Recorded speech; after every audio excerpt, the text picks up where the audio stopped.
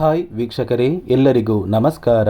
ನೋಡಿ, ಗೃಹಲಕ್ಷ್ಮಿ ಯೋಜನೆಯ ಪ್ರತಿಯೊಂದು ಫಲಾನುಭವಿಗಳಿಗೆ ಸರ್ಕಾರದಿಂದ ಭರ್ಜರಿ ಗುಡ್ಡಿಸ್ನ ಕೊಟ್ಟಿದ್ದು, ನಿಮ್ಮ ಬ್ಯಾಂಕ್ ಖಾತೆಗೆ ಜಮಾ ಆಗ್ತಾ ಇದ್ದ 2,000 ಹಣನ ಇದೀಗ ಸರ್ಕಾರ 4,000 ಹಣಕ್ಕೆ ಏರಿಕೆ ಮಾಡಿದೆ.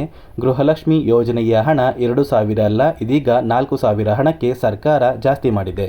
ಹಾಗಾದರೆ ಹೇಗೆ ನಿಮ್ಮ ಬ್ಯಾಂಕ್ ಖಾತೆಗೆ 4,000 ಹಣ ಜಮಾ ಆಗ್ತಾ ಇದೆ ಮತ್ತು ಸರ್ಕಾರದಿಂದ ಇಂದು ಬುಧವಾರ ಏಪ್ರಿಲ್ 9ರಂದು 29 ಜಿಲ್ಲೆಗಳಿಗೆ ಹಣ ಜಮಾ ಆಗ್ತಾ ಇದ್ದು, ಯಾವ ಜಿಲ್ಲೆಗಳಿಗೆ 4,000 ಹಣ ಜಮಾ ಆಗ್ತಾ ಇದೆ ಅಂತ ನಾನು ನಿಮಗೆ ತಿಳಿಸ್ಕೊಡ್ತಾ ಇದ್ದೀನಿ.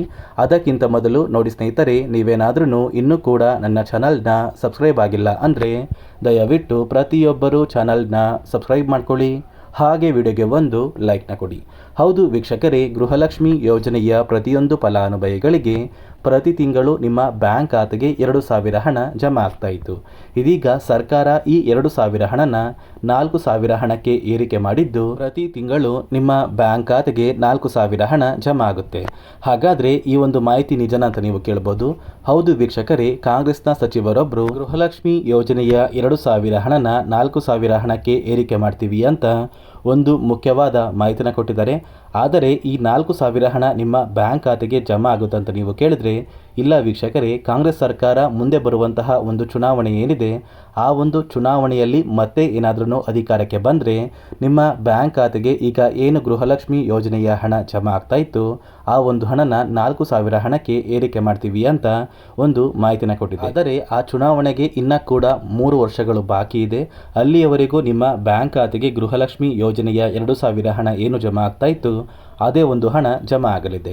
ಅದೇ ರೀತಿ ನೋಡಿ ವೀಕ್ಷಕರೇ, ಇಂದು ಬುಧವಾರ ಏಪ್ರಿಲ್ 9ರಂದು ಕರ್ನಾಟಕದ 29 ಜಿಲ್ಲೆಗಳಿಗೆ ಗೃಹಲಕ್ಷ್ಮಿ ಯೋಜನೆಯ 2 ತಿಂಗಳ 4,000 ಹಣ ಮತ್ತು ಅನ್ನಭಾಗ್ಯ ಯೋಜನೆಯ 5 ತಿಂಗಳ 2,000 ಹಣ ಜಮಾ ಆಗ್ತಾ ಇದ್ದು, ಯಾವ ಜಿಲ್ಲೆಗಳಿಗೆ ಹಣ ಜಮಾ ಆಗಲಿದೆ ಅಂದರೆ, ಮೊದಲಿಗೆ ಬಾಗಲಕೋಟೆ, ಬೆಳಗಾವಿ, ವಿಜಯಪುರ, ಧಾರವಾಡ, ಗದಗ, ಹಾವೇರಿ, ಉತ್ತರ ಕನ್ನಡ, ಬೆಂಗಳೂರು ನಗರ, ಬೆಂಗಳೂರು ಗ್ರಾಮಾಂತರ, ರಾಮನಗರ, ಚಿಕ್ಕಬಳ್ಳಾಪುರ, ಚಿತ್ರದುರ್ಗ, ದಾವಣಗೆರೆ, ಕೋಲಾರ, ಶಿವಮೊಗ್ಗ, ತುಮಕೂರು, ಬಳ್ಳಾರಿ, ಬೀದರ್, ಕಲಬುರಗಿ, ಕೊಪ್ಪಳ, ರಾಯಚೂರು, ಯಾದಗಿರಿ, ವಿಜಯನಗರ, ಚಾಮರಾಜನಗರ, ಚಿಕ್ಕಮಗಳೂರು, ದಕ್ಷಿಣ ಕನ್ನಡ, ಹಾಸನ, ಕೊಡಗು, ಮಂಡ್ಯ, ಮೈಸೂರು ಮತ್ತು ಉಡುಪಿ, ಈ 29 ಜಿಲ್ಲೆಗಳಿಗೆ ಸರ್ಕಾರ 6,000 ಹಣನ ಜಮಾ ಮಾಡ್ತಾ ಇದ್ದು, ಆದಷ್ಟು ಬೇಗ ನಿಮ್ಮ ಬ್ಯಾಂಕ್ ಖಾತೆಗೆ ನೀವು ಈ ಒಂದು ಹಣನ ಪಡ್ಕೋತೀರಾ.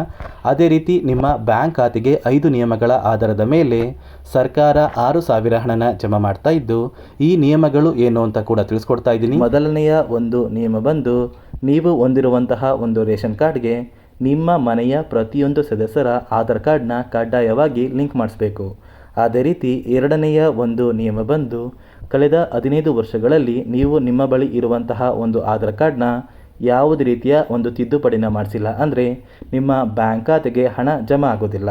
ಅದೇ ರೀತಿ ಮೂರನೆಯ ಒಂದು ನಿಯಮ ಬಂದು, ಸರ್ಕಾರದಿಂದ ಬರುವಂತಹ ಒಂದು ರೇಷನ್ ಏನಿದೆ ಅಂದರೆ ಅನ್ನಭಾಗ್ಯ ಯೋಜನೆಯ ಉಚಿತ ಅಕ್ಕಿ ಏನಿದೆ, ಈ ಉಚಿತ ಅಕ್ಕಿನ ನೀವು ಕಳೆದ 3 ತಿಂಗಳಿಂದ ಪಡ್ಕೊಂಡಿಲ್ಲ ಅಂದರೆ ನಿಮ್ಮ ಬ್ಯಾಂಕ್ ಖಾತೆಗೆ ಸರ್ಕಾರ ಗೃಹಲಕ್ಷ್ಮಿ ಯೋಜನೆಯ ಹಣನ ಜಮಾ ಮಾಡೋದಿಲ್ಲ.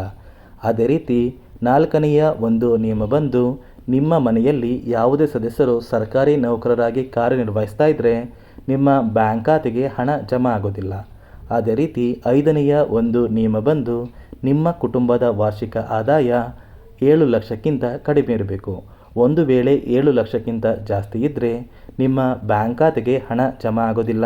ನೋಡಿ ಸ್ನೇಹಿತರೆ, ಇಂದು ಬುಧವಾರ ಏಪ್ರಿಲ್ 9ರಂದು ಕರ್ನಾಟಕದ 29 ಜಿಲ್ಲೆಗಳ ಪ್ರತಿಯೊಂದು ಫಲಾನುಭವಿಗಳಿಗೆ ಗೃಹಲಕ್ಷ್ಮಿ ಯೋಜನೆಯ 2 ತಿಂಗಳ 4,000 ಹಣ ಮತ್ತು ಅನ್ನಭಾಗ್ಯ ಯೋಜನೆಯ ಕಳೆದ 5 ತಿಂಗಳ ಪೆಂಡಿಂಗ್ ಇರುವ 2,000 ಹಣ, ಒಟ್ಟು 6,000 ಹಣ ಜಮಾ ಆಗ್ತಾ ಇದೆ.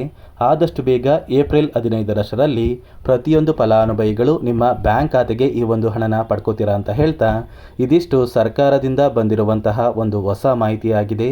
ನಾನು ಕೊಟ್ಟಿರುವಂತಹ ಮಾಹಿತಿ ನಿಮಗೆ ಇಷ್ಟ ಆಗಿದ್ದರೆ ದಯವಿಟ್ಟು ಪ್ರತಿಯೊಬ್ಬರು ನನ್ನ ಚಾನಲ್ನ ಸಬ್ಸ್ಕ್ರೈಬ್ ಮಾಡ್ಕೊಳ್ಳಿ, ಹಾಗೆ ವಿಡಿಯೋಗೆ ಒಂದು ಲೈಕ್ನ ಕೊಡಿ.